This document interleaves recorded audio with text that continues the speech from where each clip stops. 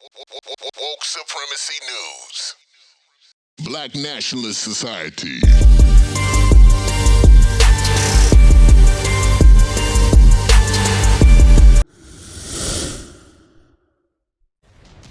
We're talking about protecting democracy and the threat we faced leading up to January 6th. And it wasn't just about one day. It was about this concerted effort that we have continued to talk about building up to January 6th. And so individuals who have knowledge should come forward, whether that's Kevin McCarthy or Barry Loudermilk or Ginni Thomas.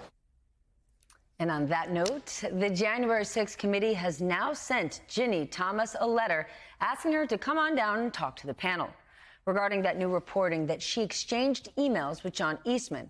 The wife of Supreme Court Justice Clarence Thomas told the Daily Caller this: "I can't wait to clear up misconceptions." So let's welcome Denver Riggleman, former Republican congressman from Virginia. He was also an advisor to the January 6th committee. And I want to make a quick side note. Ginni Thomas, if you're watching, you are welcome to join me any night of the week, and we can clear up those misconceptions. I'm so glad you're here tonight. You were a committee insider.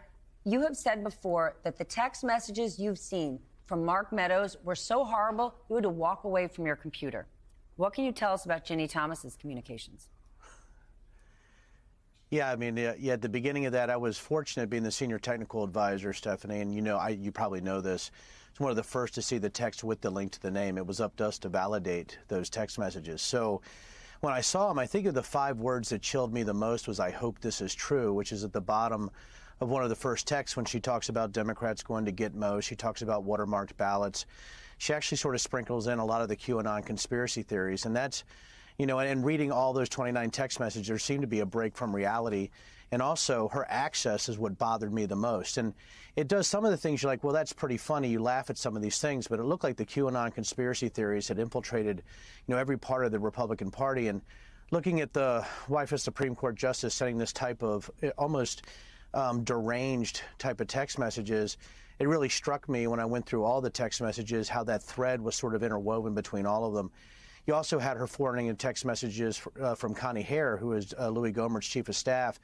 And it's really interesting when you see a text message like that, when you have Ginni Thomas, the wife of Clarence Thomas, forwarding a text from the chief of staff of Louis Gohmert to Mark Meadows. You have people either very close or right on the cusp of all 3 branches of government involved. And that's when I called attention to the committee, and that was a while ago. So I was very glad to see that they sent a letter to Ginni Thomas after all the things that we saw today. Okay, but why now? To your point, we've known this for a while. It's old news. What is it about her exchange with Eastman that got the committee to act?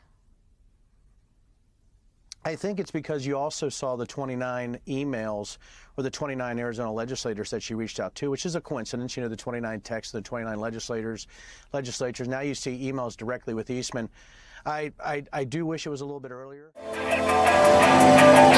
Show them who you are, son.